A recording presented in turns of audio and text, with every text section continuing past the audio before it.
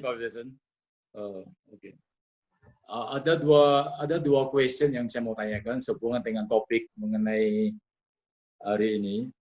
Yang pertama mengenai tadi Pak William Bell menyinggung mengenai ketika jumpa dengan perempuan Samaria bahwa kamu jangan menyembah di gunung ini atau di gunung itu, tapi Allah itu roh, sembahlah dalam roh dan kebenaran. Nah, yang saya mau tanyakan, bagaimana Pak William Bell bisa memberikan pada kita penjelasan bagaimana menyembah dalam roh dan menyembah dalam kebenaran. Itu yang pertama. Okay, maybe stop first. Ya, oke. Okay, yeah, baik. Thank you for the opportunity. I have two questions. The first one, as you highlighted in John 4, when Jesus spoke to the Samaritan woman, he said it is not worship in the mountain in Jerusalem, but yes, you should worship God in the spirit and the truth. How would you interpret correctly? That is the way, and how is the way to worship the truth in the spirit? So that is the basic first question, and come with the second one. Ya, silakan, Pak. Apakah bedanya antara spirit dengan jiwa, roh dengan jiwa? Apakah spirit mempunyai jiwa? Karena keduanya bersifat kekal. Seperti jiwa punya perasaan, kehendak, dan pikiran. Nah, apakah roh juga seperti itu? Jadi apa bedanya antara roh dengan jiwa? Baik. Second question will be, what will be the difference between the spirit and soul? Because both are eternal, and as we know that soul means that we have emotion, we have thought, we have our reaction. So will that be also in the spirit that having this kind of phenomenon as well? So how would you differentiate that, or is it the same, or is it different, please? Thank you, thank you, Pak Bambang. Thank you. Thank you. Those are the two questions, Brother William. Yeah. Can you unmute, please? Because we cannot listen to you. Yes, please. Okay, thank you. I apologize for that. Right. The first question from John 4, how do we worship in spirit and in truth? Yang pertama adalah dari John 4, bagaimana kita menyembah dalam roh dan kebenaran. If you will notice in the text, the discussion centers around where to worship. Kalau kita perhatikan, pokok dari pembahasan itu yaitu di mana kita menyembahnya. So the debate was over, should we worship in Mount Gerizim or should we worship in Jerusalem? Jadi debatnya itu menyangkut yaitu di mana seharusnya untuk menyembah, apakah di Gunung Gerizim ataukah di Yerusalem. Those are geocentric locations. They are geographical places. Dua-duanya itu adalah tempat yang secara geografi ada, yaitu ada lokasi dari dua tempat itu. And that's one of the reasons why I demonstrated all of the different places where God's presence dwelt in the Old Testament, in Eden. Maka itu saya selalu memaparkan di mana tempat-tempat itu yang pernah Tuhan singgung tuliskan di dalam Perjanjian Lama seperti di Taman Eden. So we had in Eden, we had at the burning bush, in Mount Sinai, in the wilderness, in the tabernacle, in Jerusalem, but even among the pagan nations. Jadi so what saya sudah tadi tunjukkan, yaitu seperti di Taman Eden, di Gunung Sinai, maupun juga di Tabernakel, maupun juga di tempat bush itu tempat semak belukar, dan bahkan di Yerusalem. Okay, please. And the whole point of that was to teach us that God's presence is not confined to any geographic location. Jadi It's semua not ini limited. ya, semua ini bermaksud kehadiran Tuhan itu tidak terbatas di tempat-tempat secara geografis. Yes, please. So the terms in truth and in spirit are actually spiritual places. Jadi makna dari dalam roh dan kebenaran itu sebetulnya merujuk mengartikan yaitu di dalam roh. So it's the sphere where we now worship. In truth means, for example, it means in Christ, because he says, I am the way, the truth, and the life. In John 17:17, he says, sanctify them through your truth. Your word is truth. And in 2 Corinthians 3, he tells us that we now have the ministration of the Spirit, which is the new covenant. Jadi semuanya ini menunjukkan adalah pembahasan, pengertian, pemahaman yang di dalam roh, seperti di dalam di dalam Yohanes, what was the verses? The John, brother. John 17:17, sanctify them through your truth. Yes, Yohanes And 17 John ayat 14:6. 17, yaitu dikuduskanlah dengan firman-Mu, maupun juga di 1 Korintus yang mengatakan pelayanan kita bukan pelayanan yang mati. Yes, please.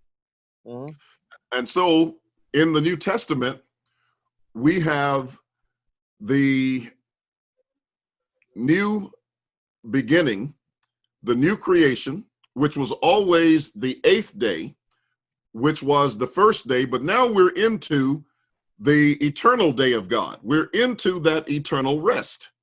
Jadi kita ini sekarang sudah ada di dalam pelayanan yang tidak lagi terbatas, yaitu masuk ke hari ke-8-nya, dan sebetulnya kita sudah masuk di dalam kekekalan, di dalam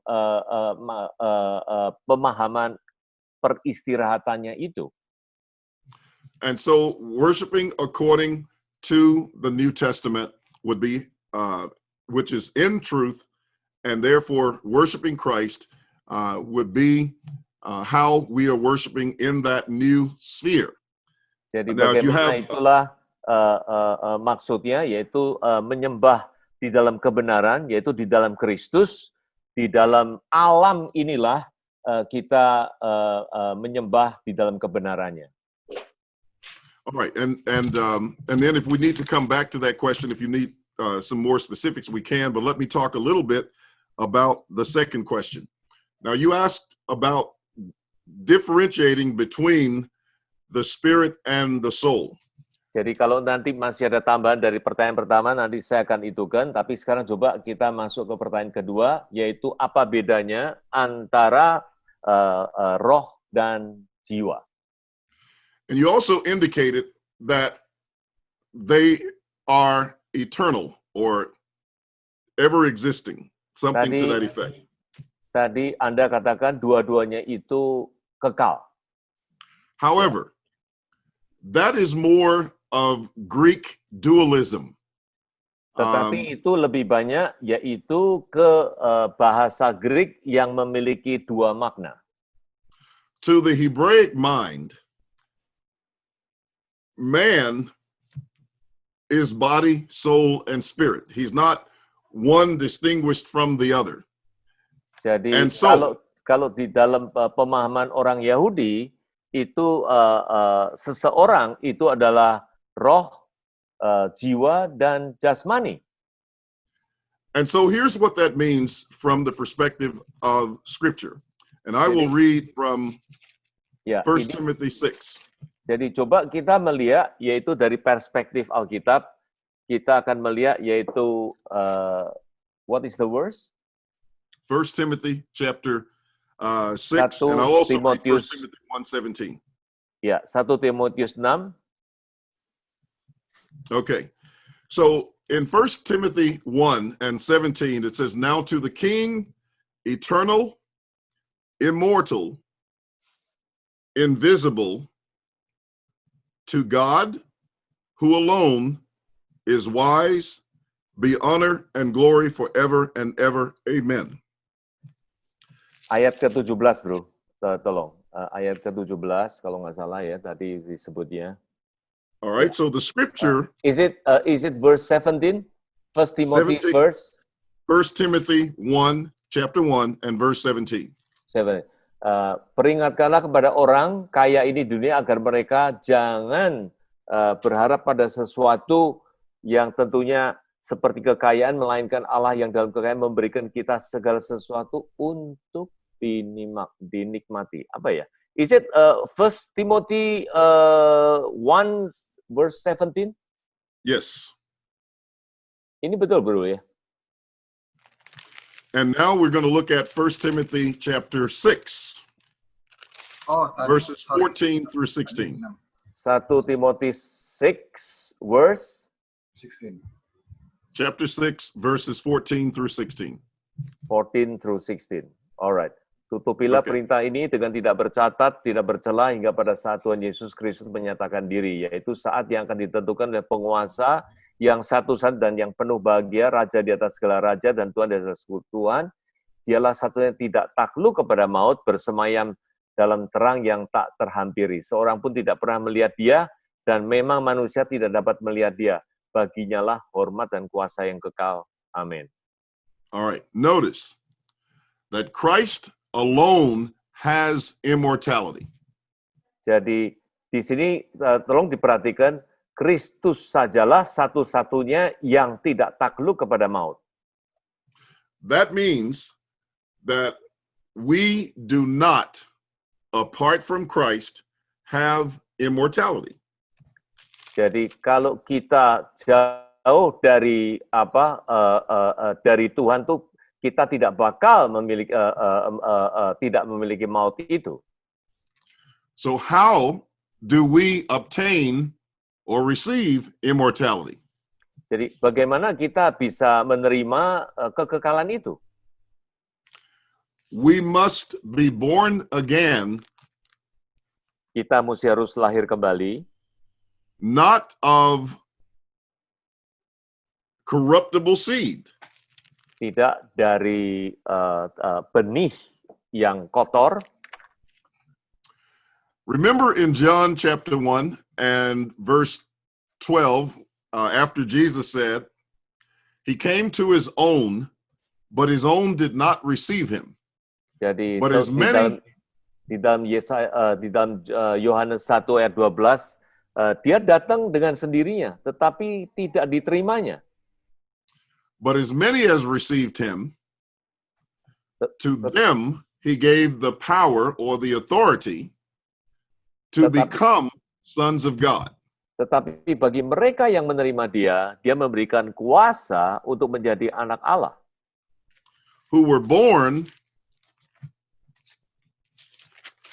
yaitu bagi mereka yang lahir not of blood, bukan dari darah, nor of the will of the flesh, bukan dari keinginan daging, nor of the will of man, bukan juga keinginan laki-laki, but of God. tetapi yaitu dari Allah. And then in 1 Peter 1 and verse 22 and 23, Kemudian kita lihat 1 Petrus 1 ayat 22 sampai dan 23. he says, "Since you have purified your souls in obeying the truth through the Spirit in sincere love of the brethren, love one another fervently with a pure heart, having been born again, not of corruptible seed, but Jadi, of incorruptible." karena kamu telah menyucikan dirimu oleh ketaatan kepada kebenaran, sehingga kamu dapat mengamalkan kasih persaudaraan dengan tulus, hendak kamu bersungguh-sungguh saling mengasihi dan dengan segenap hatimu. All right, through the word of God which Karena lives kamu and telah abides dilahirkan forever. bukan dari benih yang fana, tetapi benih yang tidak fana oleh firman Allah yang hidup dan yang kekal. So the only way that man can become immortal Jadi satu-satunya jalan bagi manusia bisa tidak mati, yaitu dalam kekekalannya, he must be born again of the incorruptible seed, the word of God. yaitu orang itu harus dilahirkan kembali dari benih yang tidak fana itu, yaitu firman Tuhan. And that means all who are outside of Christ, who are not believers, Jadi semua orang yang di luar Kristus yang tidak percaya, do not have immortality. They do Jadi- not have an immortal soul. They don't have an immortal spirit. And Jadi- they will die and cease to be. jadi mereka tidak punya kekal di dalam jiwa maupun di dalam rohnya, yaitu benih yang telah ditanamkan kekekalan itu.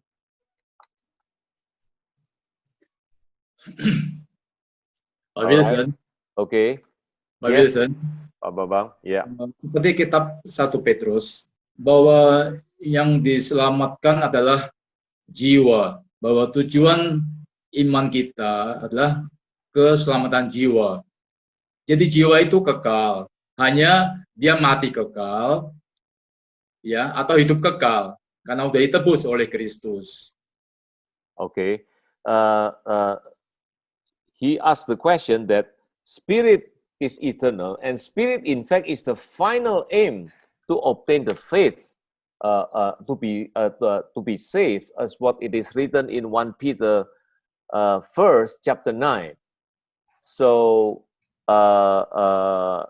ya, terus gimana Pak Bambang? Jadi jiwa itu hanya tetap mati kekal atau hidup kekal. Jadi tetap eternal, tidak bisa binasa, hanya binasa kekal atau hidup kekal. Jadi, soul is always eternal, either death or then live forever. Sesuai dengan penebusan Kristus di kayu salib. Is in accordance with the salvation on the cross. Jadi maka itu apa bedanya dengan roh itu kalau sama-sama eternal itu? So if it's so, what is then the difference between soul and spirit? Okay, which verse is he using? You gave me a verse that he used for spirit. That Which is verse was that? for the soul. That is 1 Peter verse 9. First Read- Peter. Verse 9. Receiving the end of your faith, the salvation of your soul. Yes. Okay. When Yeah. he says receiving the end of your faith, the salvation of your souls, these are people who have obeyed the gospel. These are the same people that are mentioned in verse 22. They have been Jadi- born again. Jadi inilah menyangkut orang-orang, yaitu tujuan terakhir dari iman itu adalah keselamatan dengan jiwanya, itu adalah orang-orang yang sudah born again, yang disebutkan di dalam ayat 22-nya itu. Every seed must produce after its kind. If you have a corruptible seed, it's going to produce that which is corruptible. Jadi semua benih itu adalah menghasilkan sesuai buahnya. Jadi kalau kita memiliki benih yang kotor, yang fana itu, tentunya hasilnya demikian pula. And when you have incorruptible seed, it will produce what is incorruptible. Jadi kalau kita memiliki benih yang tidak fana, yang kekal, kita pun akan mengalami kekekalan itu. The word of God is the incorruptible seed. Jadi firman Tuhan itu adalah benih yang kekal itu. So we must be born through it in order to have incorruptibility and immortality. Jadi kita harus melalui firman Tuhan itu dilahirkan kembali untuk menjadi yang kekal dan yang tidak akan mati. The Hebraic concept of immortality as far as their physicality was concerned was through their posterity, through their children. So when Abraham had Isaac and Isaac Jacob, that was the way they extended themselves from a physical point of view. And that's the same thing that we do if we want to talk about physical immortality. We individually are not going to continue physically. But when you talk about being born again of God, it has to do with our salvation, the salvation of the soul. And that's the only way it can become immortal, is through the word of God. Because again, Jesus and God are life. Without him, there is no life. And so if we want to live, we must have that relationship with him. If we want immortality, he alone has immortality. In order for us to be immortal, to live, we must be joined or in a relationship with him. That's why he said in John 8 and verse 51, if a man keep my word, he shall never see death. He wasn't talking about our physical life, but that's the only way we're going to live beyond this life, is through obedience to his word. He said it again in John 11, verses 25 and 26. I am the resurrection and the life. Yeah. He who believes in me, though he were dead, yet shall he live. And he who lives and believes in me shall never die. It must be connected to Christ if you're going to live forever. Oke, jadi Pak Wilson, sorry, saya mengerti kalau orang udah percaya hidup baru, lahir baru, pasti dia akan hidup kekal sesuai dengan janji Tuhan. Tapi pertanyaannya adalah, apakah bedanya antara roh dengan jiwa? Karena kalau kita binasa kekal, bukannya juga rohnya juga masuk ke neraka, kekal bersama dengan jiwa dan rohnya binasa. Nah, lalu apa bedanya kalau sama-sama binasa, sama-sama hidup kekal, lalu bedanya apa antara roh dengan jiwa? Itu Pak Wilson yang saya tanyakan dulunya itu. Yeah. So what he's asking, he knows what whenever we born again, then of course we enter into the eternal life with God. But then now talking about soul and spirit. So whether because of the spiritual effect that could cause soul is also be saved, or vice versa, because of the soul, then will then affect both element, which is soul and spirit, will then come to not into the eternal, but into the punishment. Is that the way that we should interpret that? Okay. Entering into eternal punishment does not mean eternal punishing. Kalau For penghakiman example, kekal itu bukan artinya penghakiman itu berlangsung terus. let's look at Jeremiah chapter 17. Coba kita lihat Yeremia 17. Give me 1 second. Bentar.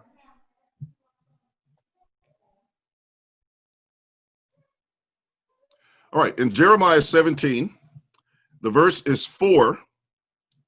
Di ayat 4. And you, even yourself, shall let go of your heritage which I gave you, and I will cause you to serve your enemies in the land which you do not know, for you have kindled a fire in my anger, which shall burn forever. Engkau terpaksa lepas tangan dari milik pusakaku yang telah kuberikan kepadamu, dan aku akan membuat engkau menjadi budak musuhmu di negeri yang tidak kau kenal. Sebab dalam murkaku, api telah mencetus yang akan menyala untuk selama-lamanya. Now notice verse 27. Coba ke ayat 27.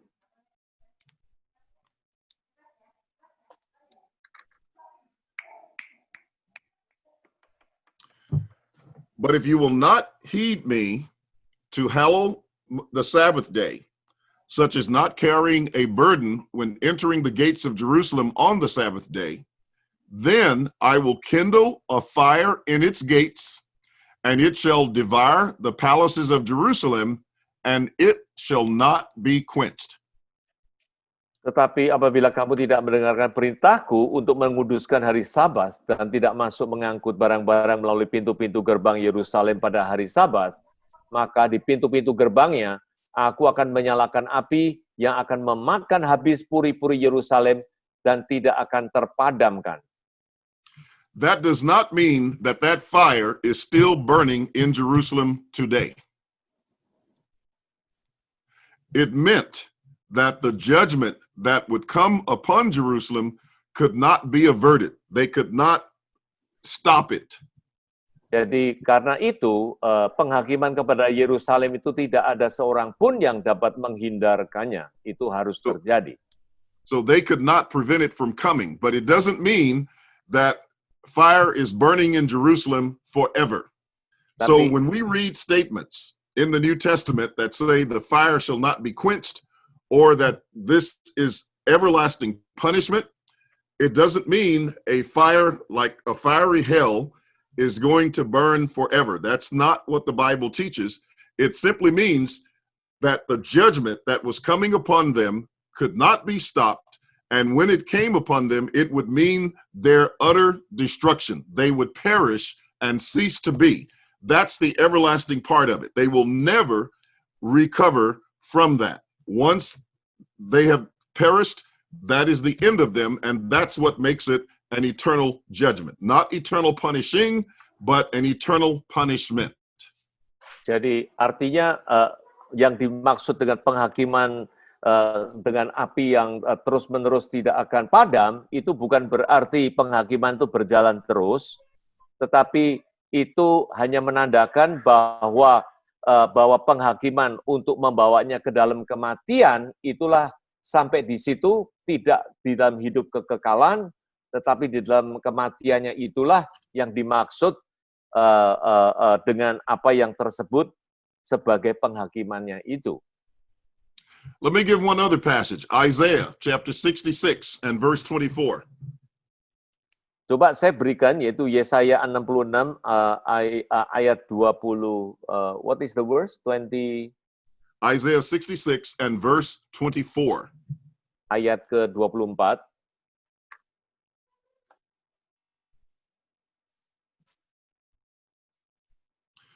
Now this verse is quoted in Mark chapter 9, but notice it's written in the same way that the verse in Jeremiah 17 and verse 27 was phrased. And they shall go forth and look upon the corpses of the men who have transgressed against me.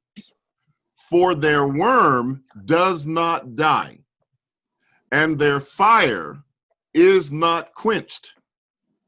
They shall be an abhorrence to all flesh. Jadi ayat yang dibaca ini itu terkutip juga sama dengan Yeremia 17 ayat 27 ataupun Markus 9. Di sini dikatakan mereka akan keluar dan akan mendatangi bangkai orang-orang yang telah memberontak kepadaku. Di situ ulat-ulat tidak akan mati dan api tidak akan padam, maka semuanya akan menjadi kengerian bagi segala yang hidup. Now, when was this going to occur? Kapan ini akan terjadi? It was going to come when the Lord would take vengeance on his enemies. Isaiah 66 and verse 6. Itu akan datang sewaktu Tuhan akan melakukan pembalasannya, yaitu di Yesaya 66 ayat it was verse 16. That was chapter 66 and verse 6. Verse 6, ya, yaitu Yesaya 66 ayat ke-6. That was going to be when the New Jerusalem came, which is when the old Jerusalem was destroyed, which was 70 AD. Jadi itulah kedatangan Yerusalem baru yang menghancurkan Yerusalem lama pada tahun 70 Masehi. let's take a look at Isaiah 65 and verse 15. Coba kita melihat Yesaya 65 ayat ke-16. All right, he says, "You shall leave your name as a curse to my chosen. For the Lord God will slay you and call his servants by a new name or another name." So when God destroyed national Israel, when the temple fell in 70 AD, that's when he was going to call his servants by a new name. That's when he would create the new heavens and the new earth that he speaks of in verses 17 and following. And that's when he says they would look upon the corpses of the men who had transgressed against him, where their worm does not die and the fire is not quenched. It's just like in Jeremiah. So are we going to, do we expect to see a fire continually burning in Jerusalem since 70 AD? No, that's not what that meant. You're not even going to see the corpses lying on the ground somewhere in Jerusalem. This is just a symbol of the punishment that they received, and that judgment was eternal. You will never bring back national Israel. They will never again be the people of God. The only way anyone will be the people of God is to accept the Lord Jesus Christ. Jadi Jerusalem, artinya, go ahead. yes. Jadi artinya setelah baca ayat-ayat ini yang tertera juga di beberapa ayat yang lain, kejadiannya apa yang seperti diuraikan di sini, api yang tidak terpadamkan, itu pun tertulis juga di kitab Wahyu, itu adalah penghakiman terhadap bangsa Yahudi pada saat itu, yaitu penghakiman yang telah dilakukannya itu tidak akan dipulihkan kembali, yaitu Yahudi yang aslinya itu tidak akan ada lagi. Jadi itulah yang artinya yang dihakiminya untuk menghabiskan orang Yahudi status pada saat itu. Yes, please. Okay, and so Jerusalem is gone, the old Jerusalem, the old heaven and earth. Remember, it was shaken and removed, and what remains is the kingdom of God. So that means that it was an eternal judgment on that old covenant people who rejected the Messiah, and they will never, ever return to the presence of God. That's what made it an eternal Jadi itulah yang judgment. dimaksud Yerusalem lama, semuanya itu sudah dirobohkan, sudah dihilangkan. Jadi kita masuk ke dalam kekekalan di dalam Yerusalem baru itu, sehingga yang lama itu tidak mungkin akan kembali, dan itulah yang dimaksud penghakiman kekal selama-lamanya itu. Baik Pak Wilson, udah kelamaan teman-teman juga mungkin menunggu. Cuman that is still not clear for me, Pastor William. It's not answering my question, but it's okay. I will try to rethinking again about my question, and thank you for answering. Thank you, Pak Wilson. Ya, baik. Thank you. So he will rethink again. Dia akan memikir, Pak Bambang akan memikir kembali. Coba sekarang mungkin kita beri waktu pada giliran yang lainnya. Gitu Pak Bambang ya.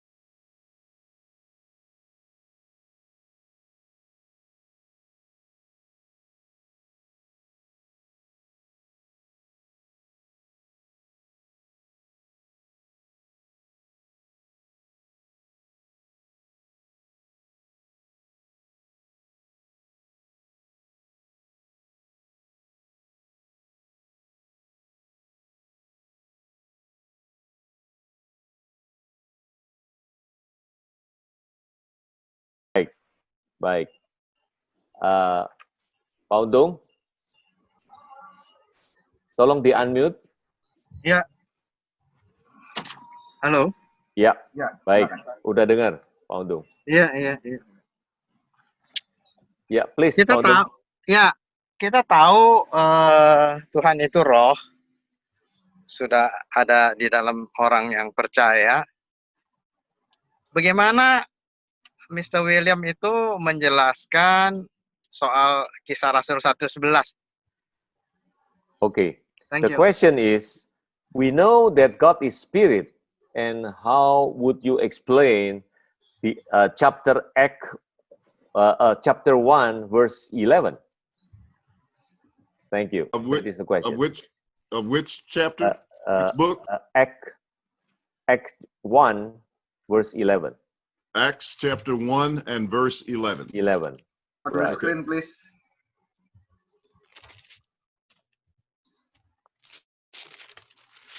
Okay, Acts 1:11, who also said, Men of Galilee, why do you stand gazing up into heaven? This same Jesus who was taken up from you into heaven will so come in like manner as you saw him go into heaven. I don't know exactly or specifically what your question is, but usually when people ask a question about Acts 1:11, they are asking about, will Jesus return in a physically visible manner? Saya tidak That we tahu could- persis pertanyaannya apa, tetapi biasanya kalau merefer dengan ayat ini, itu pertanyaannya adalah, apakah Tuhan Yesus akan kembali dengan cara fisikalnya untuk datang kembalinya itu? And the answer to that question would be no, that's not what Acts 1:11 is teaching. Jadi First itu of all- sebetulnya tidak seperti apa yang Kisah Rasul 1:11 itu yang ajarkan. Acts 1:11 is the same coming that we find in Matthew 24 and verse 30. Sebetulnya ayat itu sama dengan Matius 24 ayat 30-nya itu. Which is a quote from Daniel chapter 7 and the coming of the Son of Man. Jadi sebetulnya itulah yang dituliskan mengambil dari kitab Daniel 7, yaitu kedatangannya anak manusia itu.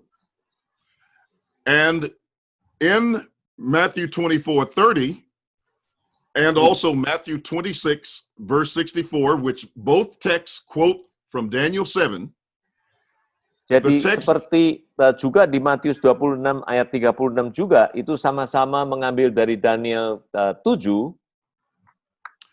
the texts speak of an event that would take place in connection with the fall of the temple in 70 AD. jadi itu adalah menguraikan kejadian, satu kejadian yang berhubungan dengan hancurnya bait suci pada tahun 70. But notice in the text, it says that the sign of the Son of Man will appear in heaven, Jadi seperti apa yang tertulis, tandanya anak manusia akan datang di langit, then all the tribes of the land will mourn, or of the earth will mourn, jadi semuanya bangsa-bangsa akan meratapinya, and they will see the Son of Man coming on the clouds of heaven dan mereka akan melihat anak manusia datang di atas awan-awan with power and great glory. dengan kuasa dan kemuliaannya. Now that's a quote from Daniel 7, verses 13 and 14, and that's the same text from which Acts 1:11 is quoted. Jadi itu sama seperti apa yang tertulis dalam Daniel 7 ayat 13-14, sama juga dengan Kisah Rasul 1 ayat 11 itu. But notice in verse 34, Tetapi di ayat 34, he says, assuredly, I say to you, this generation will by no means pass away till all these things take place. jadi saya dengan sesungguhnya semuanya ini tidak akan berlalu sebelum generasi ini terjadi. And in Matthew 26 and verse 64, Jadi kalau di dalam Matius 26 ayat 46, Jesus tells the priests, he says, hereafter you will see the Son of Man sitting at the right hand of the power and coming on the clouds of heaven. maka sampai Yesus bersama dengan muridnya ke satu tempat bersama, lalu berkata, duduklah di sementara. Oh, Maaf, salah ini Sorry. 34 tadi kayaknya. iya. So Aku in berkata both kepada passages- sesungguhnya malam ini, Tadi dia bilang, ya. What is the chapter and the verses, please?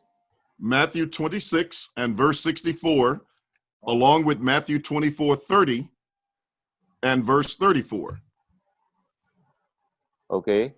Matius 26 verse 64.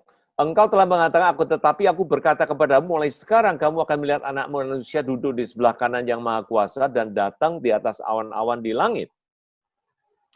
So the Lord tells the high priest, and it's in the plural, there were others there, that they would see him sitting at the right hand of the power and coming on the clouds of heaven. So this was an event that was going to occur in their lifetime.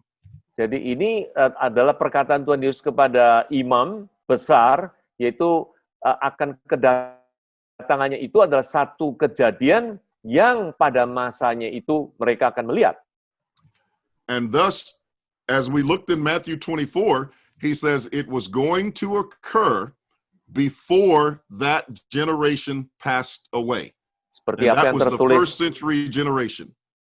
seperti apa yang tertulis dalam Matius 24, semuanya ini akan terjadi pada generasi ini. Now, notice something else. People are concerned about the scripture that says they would see the Lord, he would come on a cloud, he would come with the sound of a trumpet. What do you see in verse 31? And he Jadi will kalau- send, go ahead. Ya, seperti apa yang tertulis, yaitu mereka akan melihat, yaitu Anak Manusia akan datang di atas awan-awan, sangkakala akan berbunyi, and so in verse 31, he will send his angels with the great sound of a trumpet. jadi dia akan mengutus malaikatnya dengan suara sangkakala yang besar. And so there is a coming of the Son of Man that the Bible says they saw. There was a great sound of a trumpet. Itulah And yang it akan was the mereka same- lihat. Semuanya dengan malaikat yang akan datang untuk dilihat. And It was the same Jesus who went away. itulah sama dengan apa yang Tuhan Yesus perintahkan pergi. And therefore, it occurred in that generation. Itulah semua terjadi pada generasi saat itu. So here's the point that I'm making. Itulah yang saya ingin sampaikan.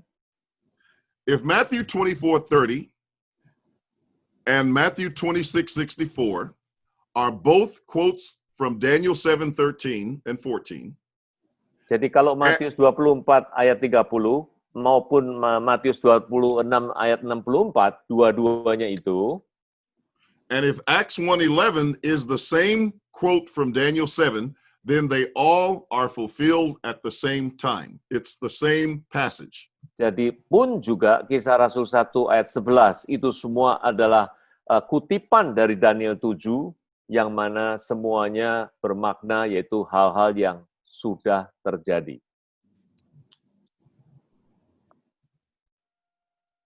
Oke, Pak Untung? Ya. Baik, saya kira itu penjelasannya. Mungkin dengan yang lainnya, siapa? Saya lihat di sini Pak Sanggam. Ya, ya. Terima Baik, silakan, kasih Pak Sanggam. Pak Wilson, terima kasih Pastor Baik, Pak William Sanggam. Bell, terima kasih. That is a very great explanation. Saya sangat diberkati ya. Pertanyaannya, I was so apakah blessed. Wahyu 21 itu sudah terjadi? Terus kemudian kaitannya dengan apakah juga Matius 25 ayat 31 sampai dengan 46 sudah terjadi. Pertanyaannya seperti itu aja, Pak. Makasih. Right. Thank you. Thank you. The question is that Revelation 21 talking about the New Jerusalem, is that event already happened? And also Matthew 25 31st until 46, will all these things also has happened or not? Okay, excellent question. The answer Pertanyaan yang is baik. yes. Let's take the text in Matthew 25, 31 through 46 first. Jawabannya Remember- adalah sudah. Coba kita melihat Matius 25 dulu. Ya, please. Remember Jesus' statement, and I use this scripture tonight or this morning. In Matthew 16, verses 27 and 28. Seperti yang tadi kita sebutkan, yaitu di dalam Matius 16 ayat 26 sampai 28. All right, he said, "For the Son of Man is about to come in the glory of his Father with his holy angels." Jadi anak manusia akan datang dengan kemuliaannya, Bapaknya dengan malaikat-malaikatnya. And then he will reward each according to his works. Dia akan memberikan pembalasan menurut apa semua perbuatan masing-masing. Assuredly, I say to you, there are some standing here. There were people in Jesus's presence. Sesungguhnya di antara orang yang di sini ada yang tidak akan mati, dan sebelum mereka melihat anak manusia datang sebagai raja dalam kerajaannya. Who would not taste death. They would not die. Jadi mereka yang tidak akan mati sebelum mereka mati. Until they saw him coming in his kingdom. Sampai mereka lah melihat anak manusia ini datang sebagai raja dalam kerajaannya. Now, the kingdom is not visible. Remember, it's a house not made with hands. Harus kita ingat, kerajaannya itu yang tidak terlihat karena terbuat bukan dari tangan manusia. So when they asked about the coming of the kingdom of God, Jesus told them the kingdom does not come with observation. It won't be something you will see with your natural eye. Kalau disebutkan kerajaannya datang itu, seperti apa yang tertulis, bukan dari apa yang bisa dilihat secara lahiriah, tetapi yaitu dalam pengertian yang tidak dapat dilihat itu. But notice in Luke, the 21st chapter. Coba kita melihat Lukas. Yes, well, you have leave that one right there. Leave that one here for a second. Ya. In verse 20. Now, when he was asked by the Pharisees when the kingdom of God would come, he answered them and said, "The kingdom of God does not come with observation." Lukas 17 ayat 20, kerajaan Allah datang itu tanpa tanda-tanda lahiriah. Now think about it. If Jesus comes in his kingdom and the kingdom does not come with natural observation, Jadi it kalau means kita that Christ pikirkan, was not coming with Yeah. natural observation. jadi kita coba pikirkan kalau kerajaan Tuhan Yesus datang tanpa tanda-tanda lahiriah, pastilah Tuhan Yesus sendiri pun datang tanpa tanda lahiriah. And that's why they needed a sign to demonstrate that he was coming, and that was the fall of the temple. Maka itu diperlukanlah tanda untuk menandakan kedatangannya, yaitu kehancurannya bait suci. All right, let's look at Luke chapter 21. Coba sekarang kita lihat Lukas 21.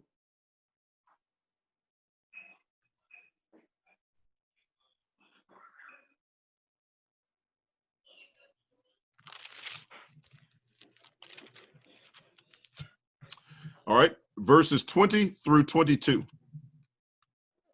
Ayat verse 22, Yes. ayat 22, Yeah, start at verse 20.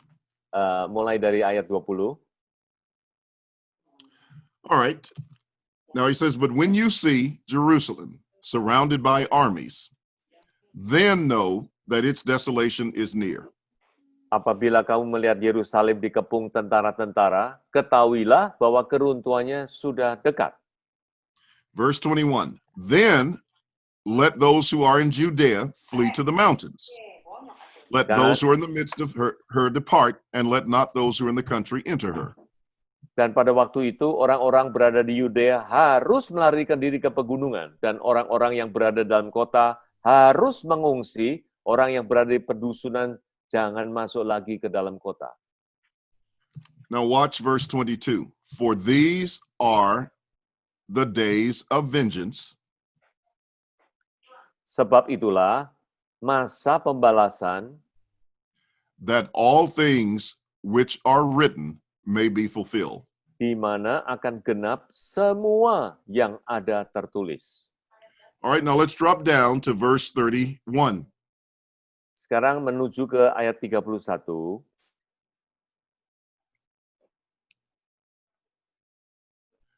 So you also, and he's speaking to his apostles who lived in the first century, when you see these things happening, know that the kingdom of God is near. Demikian juga kamu lihat hal-hal ini terjadi, ketahuilah kerajaan Allah sudah dekat. Assuredly, verse 32, I say to you, this generation will by no means pass away till all these things take place. Sesungguhnya angkatan ini tidak akan berlalu sebelum semuanya terjadi. So we have the coming of the kingdom, verse 27. If you look back at verse 27, you have the coming of the Son of Man. Jadi kita lihat tadi di ayat 27, yaitu kedatangan kerajaannya, kemudian dituliskan kedatangannya anak Allah. Anak And the Lord manusia. said, when the temple was being destroyed, that's when all things written would be fulfilled, and all of those things would take place in that generation. Jadi Tuhan pun mengatakan kemudian, sewaktu baitnya itu dihancurkan, semuanya yang tertulis itu akan digenapi sesuai dengan apa yang dijanjikan. So in Matthew 25, when he says,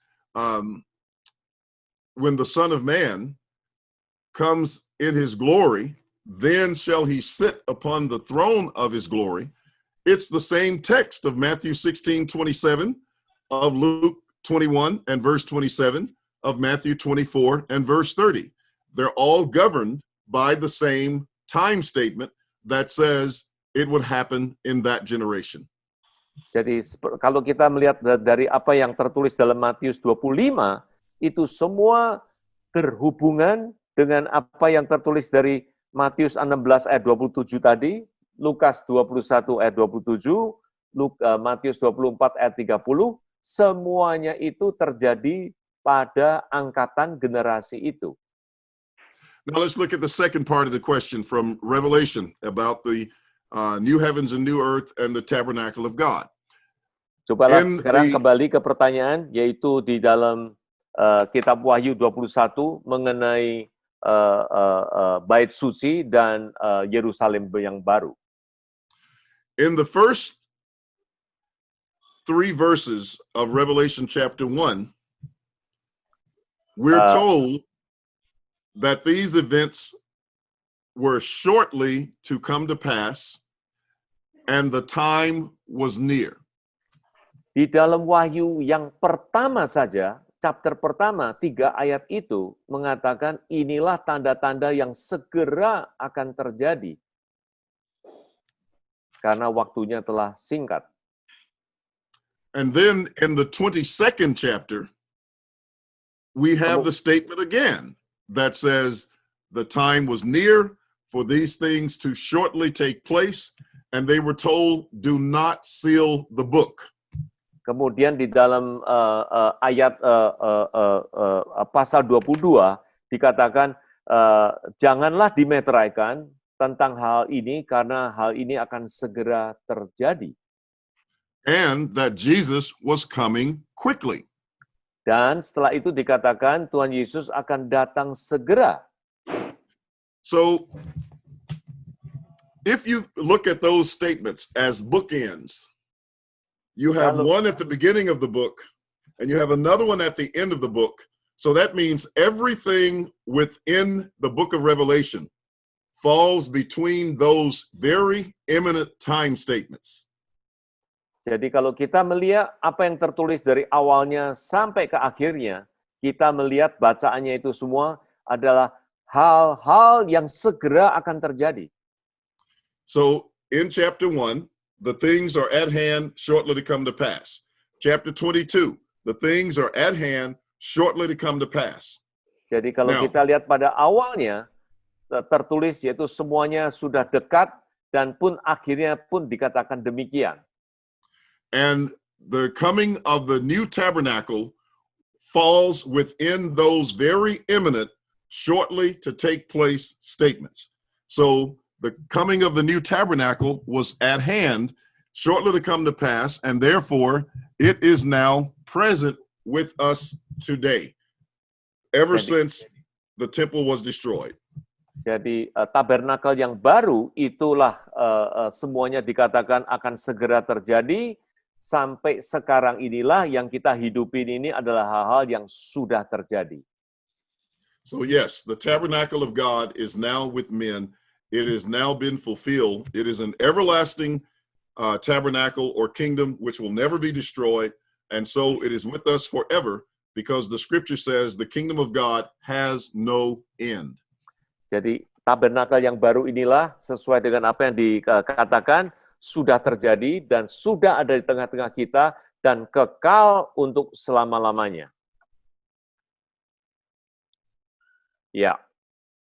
Ya. Baik, Pak Sanggam. Pastor William, Ya, please. Yes. boleh nggak kalau kita baca ya di dalam Matius 25 ayat 31-nya supaya bisa dijelaskan Boleh, ayat demi ayatnya seperti itu. Terus kemudian kalau misalnya ini sudah, ini terjadinya kapan kejadian ini Tuhan pisahkan kambing sama domba ini? Coba dibaca. Alright. The question is, please back to Matthew 25 verse 31. If you can explain a bit more detail whether what has happened and when was that happen, the way that Jesus separate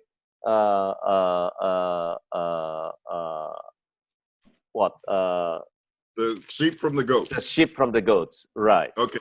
Right. All right. Mhm. Remember, this would be the time of the coming of the kingdom, right? When he Ingat, sits itu upon the adalah throne- mengatakan berkaitan dengan kedatangan kerajaannya. When he sits upon the throne of his glory. Dia akan duduk di dalam tahta kemuliaannya. Okay, notice a statement in verse 30. Coba kita melihat ayat 30. He says, and cast the unprofitable servant into outer darkness, there will be weeping and gnashing of teeth. Campakkanlah hamba yang tidak berguna itu ke dalam kegelapan yang paling gelap. Di sanalah terdapat ratap dan kertak gigi. Now, when is this weeping and gnashing of teeth going to occur? It's going to occur when the Son of Man comes in his glory and sits upon the throne to divide the sheep from the goats. Kapan ini yang terjadi yaitu terdapat ratap dan kertak gigi itu? Yaitu sewaktu anak manusia datang dalam kemuliaannya dengan kerajaannya itu. Now remember that and hold that thought. Let's go to Matthew chapter 8, verses Coba. 11 and 12.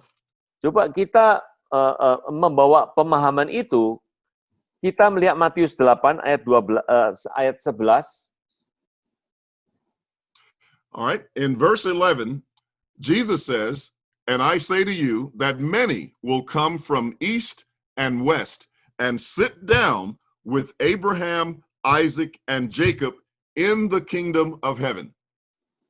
Banyak orang akan datang dari timur dan barat dan duduk makan bersama-sama dengan Abraham, Ishak, dan Yakub di dalam kerajaan surga. Now, where were Abraham, Isaac, and Jacob? They were in Hades, in Sheol. Di manakah Abraham, Ishak, dan Yakub? Mereka kan ada di Hades, ada di Seol. But they were going to be raised out of Hades and sit down in the kingdom of God. Tapi mereka akan dibangkitkan dari Hades itu, akan duduk bersama di dalam kerajaannya. When was that going to take place? Verse 12. Kapan hal itu akan terjadi? Coba kita melihat ayat 12-nya. But the sons of the kingdom will be cast out into outer darkness. Sedangkan anak-anak kerajaan itu akan dicampakkan ke dalam kegelapan yang paling gelap. There will be weeping and gnashing of teeth. Di sanalah akan terdapat ratap dan kertak gigi. Now, who were these sons of the kingdom?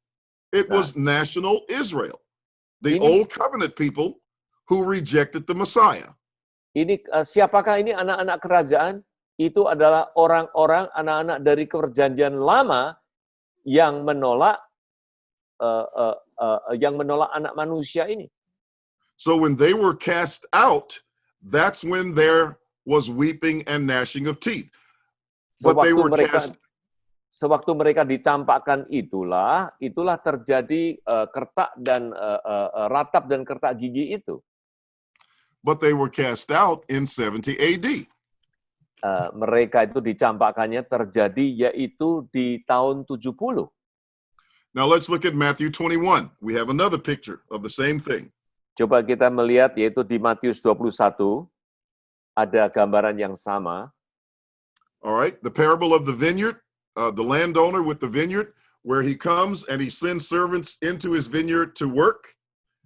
And then when he goes to collect, cerita go ahead. dengan parabel yang tentang pekerja-pekerja di dalam kebun anggurnya.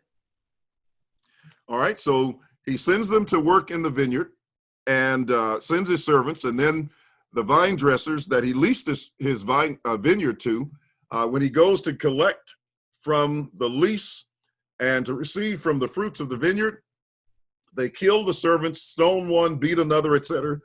And finally he says, I'm going to send to them my son.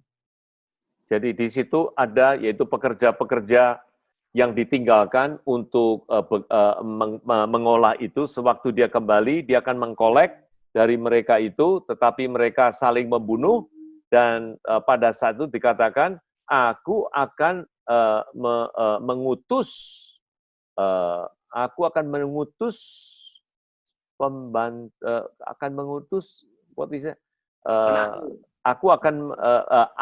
akan mereka segani, ya, akan mengutus anaknya kepada And mereka. so, yes, he tells them, okay, well, they will respect my son. But then, when they see the son, they said, this is the heir. Come, let us kill him, that we may seize upon his inheritance, that we may take the inheritance. Jadi waktu mereka melihat ia adalah ahli waris, mari kita bunuh dia supaya warisan menjadi milik kita. So they took him and they cast him out of the vineyard. They killed him and cast him out of the vineyard. Jadi mereka membunuhnya dan mencampakkannya ke dalam kegelapan itu. So the text says, therefore, when the owner of the vineyard comes, what will he do to those vine dressers? Jadi apa yang terjadi seperti tertulis waktu tuan yang memiliki kebun itu datang, yang akan melakukan terhadap penggarap-penggarap itu. Now we know who those vine dressers were because it says that they were the ones who killed the heir, who killed the son. Ini semua tahu bahwa penggarap-penggarap itu adalah yang membunuh ahli warisnya itu. So verse 41 says, they said to him, he will destroy those wicked men miserably and lease out his vineyard to other vine dressers who will render to him the fruit in their seasons. Jadi ia akan membinasakan orang-orang yang jahat itu, dan kebun anggurnya akan disewa kepada penggarap lain, akan menyerahkan hasilnya kepadanya pada And look at the waktunya. scripture that he quotes, the very ones that we taught tonight. Jesus said to them, have you never read in the scriptures, the stone which the builders rejected has become the chief cornerstone. That's Apakah, ya, seperti tadi ayat yang sudah ditekankan sebelumnya, apakah kamu tidak melihat, yaitu batu penjuru yang ditolak itu akan menjadi batu penjurunya. this was the Lord's doing, and it is marvelous in our eyes. Inilah apa yang Tuhan kerjakan, dan kita terkagum-kagum apa yang diperbuatnya. So that's a quote from Psalm 118, verses 22 and 23, also from Isaiah 28. Itulah yang kita bisa baca dari Mazmur 1 ayat 18, Psalm 1 verse 18, right? Yes, Psalm 118, verse 22. Psalm 118 verse 22. 22. Yes. Ya. Sebab segala hukumnya ku perhatikan dan ketetapannya tidaklah ku jauhkan daripadaku. Okay, did you get the right one? Psalms 118, 118. Oh, okay. 118 verse 22. Yes. Ya. Batu yang buang oleh tukang-tukang bangunan telah menjadi batu penjuru. All right. The stone Yeah. which the builders rejected has become the chief cornerstone. This was the Lord's doing. It is marvelous in our eyes. Itulah apa yang dikerjakan oleh Tuhan, satu perbuatan ajaib di mata kita. So back to Matthew 21, it says, therefore, verse 43. Therefore, I say to you, the kingdom of God will be taken from you and given to a nation, bringing forth the fruits of it. Jadi, aku berkata kepadamu bahwa kerajaan Allah akan diambil daripadamu, akan diberikan kepada suatu bangsa yang akan menghasilkan buah kerajaan itu. And verse 45 says, when the chief priests and the Pharisees heard his parables, they perceived that he was speaking of them. Ketika imam itu dan orang Farisi mendengar perumpamaan Yesus, mereka mengerti bahwa merekalah yang dimaksudkannya itu. So just as in Matthew 8, 11 and 12, when the Jews were cast out, we have the same thing here. The kingdom would be taken from them and given to another nation. Seperti juga di dalam Matius 8 ayat 11 dan 12, yaitu kerajaannya itu akan diambil dari mereka, diberikan kepada bangsa lain. And that's when they would be cast into outer darkness. So Itulah that's Matthew 25 and verse 30. Itulah saatnya mereka dicampakkan ke dalam kegelapan, dan inilah sesuai dengan apa yang tertulis dalam Matius 25 itu. All right, look at Matthew 13. Kalau kita coba melihat Matius 13, and the verse is, let's see, it's 49. coba melihat ayat 49. All right, this is another parable. Actually, it starts in verse 47, so it's the parable of the dragnet. The kingdom of heaven is like a dragnet that was cast into the sea and gathered some of every kind, which, when it was full, they drew to shore, and they sat down and gathered the good into the vessels, but threw the bad away. So it will be at the end of the age. The angels will come forth, separate the wicked from among the just, and cast them into the furnace of fire. There will be wailing and gnashing of teeth. When? At the end of the age. What age was that?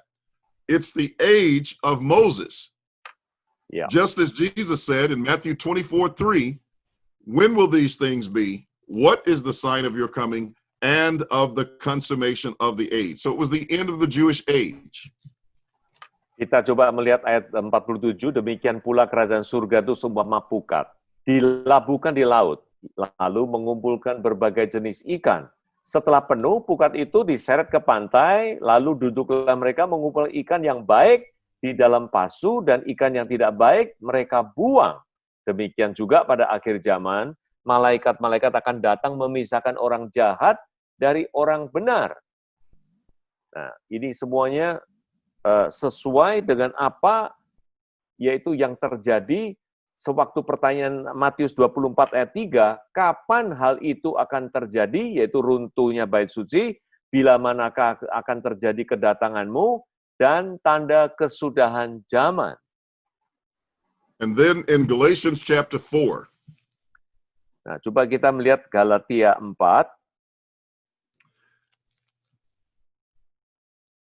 in verses 20, let's say verses 24 through verse 30, but we won't read them all, we'll just read a couple. jadi coba kita melihat Galatia 4 ayat 24 sampai 30, tapi kita nggak membaca semuanya. In Galatians 4, you have the two Jerusalems. Now, I had that in my slide, but I cut it because I was trying to cut my presentation. So I cut that slide out.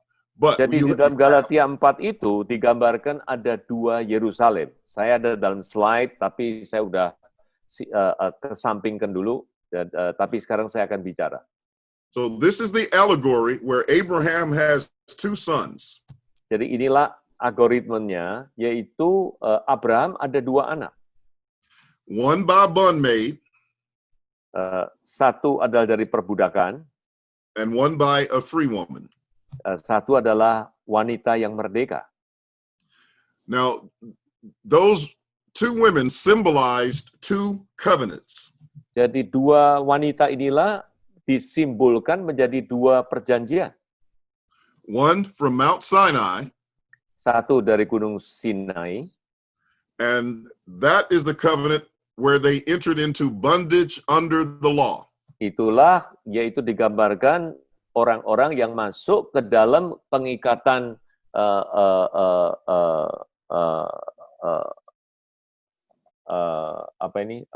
slavery. All Yeah. right. Ya, And but that was that represented Hagar, and it corresponded to the Jerusalem that now is the Jerusalem that was existing in the first century where the temple was located. jadi itulah menggambarkan keturunan Hagar yang digambarkan yaitu Yerusalem yang ada pada waktu itu. But then it says the Jerusalem which is above, Ya, dan sesudah itu yaitu Yerusalem yang di atasnya itu, which is the mother of us all. jadi yang di atasnya itu adalah Yerusalem yang lepas, yang bebas, yang merdeka, itu adalah ibu dari segalanya. Okay, now I didn't put verses 30 on here, but then if you look at verses 29 and 30, he says, but as he who was born according to the flesh, which was Ishmael, Coba then persecuted him who was born according to the Spirit. ya, coba kita melihat ayat 29 dan 30. Siapa tetapi seperti dahulu dia yang diperanakan menurut daging menganiaya yang diperanakan menurut roh. Demikian juga sekarang Even ini. so it is now. So at the time that Paul wrote, the national Old Covenant Israel was persecuting the sons of Isaac. That is, they were persecuting those in the New Jerusalem. So the natural sons were persecuting the spiritual sons. The Jadi Jews itulah were persecuting digambarkan. the church. Jadi itulah digambarkan bagaimana yang anak diperanakan secara daging itu menganiaya yang roh, seperti juga digambarkan yaitu orang-orang Yahudi menganiaya orang-orang yang percaya pada saat itu. And what does he say? He says, nevertheless, verse 30, what does the scripture say? Apa? Cast Yes, please. cast out the bondwoman and her son. For the son of the bondwoman shall not be heir with the son of the free woman. Tertulis dalam ayat 30, usirlah hamba perempuan itu serta anaknya, sebab anak hamba perempuan itu tidak akan menjadi ahli waris bersama-sama dengan anak perempuan merdeka itu. So all three of those passages, Matthew chapter 8, 11 and 12, Matthew chapter 21, verses 41 through 43, Matthew chapter 13, verses 47 through 50, and Galatians 4 talk about the time that when the Jews were cast out, that's when Abraham, Isaac, and Jacob entered into the kingdom of God, and that's when there was weeping and wailing and gnashing of teeth, and that's when the Son of Man sat on his throne, separating the goats from the wheat. Itulah semua yang tercatat di dalam Matius 8, ayat 11 sampai 12, Matius 21, 41 sampai 43, Matius 13 ayat 47 sampai 50, maupun Galatia 4, itu semua menandakan saat-saat di mana bangsa Yahudi itu dicampakkan dan dikeluarkan dari kerajaannya itu, sehingga terjadi kekertak gigi itu. And that's why the Bible says those were the days of vengeance, that all things which were written would be fulfilled. Itu semua yang dikatakan tertulis, yaitu itulah pembalasan dari Tuhan yang semuanya ini akan terjadi. Baik, Pak Sanggam, itu jawabannya. Ada pertanyaan yang lainnya lagi?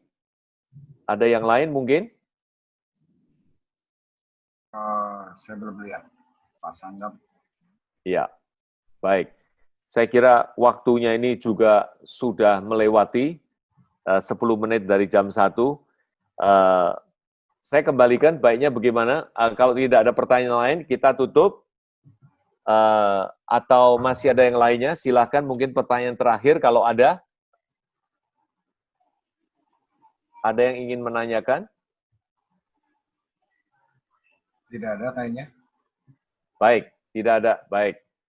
Kita akhiri. So no further question, Brother William. So we turn back to the master. Yes, please. Pak Haryanto. Oh, Pak Haryanto. Oh, sorry, Ya. Pak Suhada. Ya, please. Ya. Oke, terima kasih Pastor Willem Bell atas firman Tuhan disampaikan pada siang hari ini, dan jadi berkat bagi kita semua.